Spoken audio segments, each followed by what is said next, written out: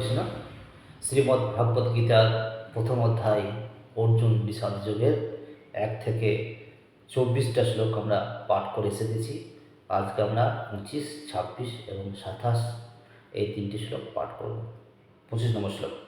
ভীষ্ম দ্রোণ প্রমুখ কথস সর্বেষাং চ মহীক্ষিতাম উবাচ পার্থ পশ্যেতান সমবেতান কুরুন্নীতি। 26 নম্বর শ্লোক। তত্র পশ্চাৎস্থিতান পার্থ পিতॄনথ পিতামহান আচার্যান মাতুলান ভ্রাতॄন পুত্রান পৌত্রান সখীंस्तथा। 27 নম্বর শ্লোক।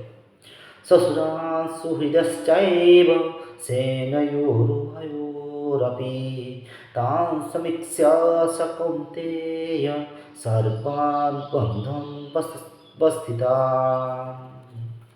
হরে কৃষ্ণ। আজকে আমরা 25, 26, 27 শ্লোক 3টি পাঠ করলাম। আগামী দিনে 28, 29 এবং 29 নম্বর এই 3 শ্লোক পাঠ করব। হরে কৃষ্ণ।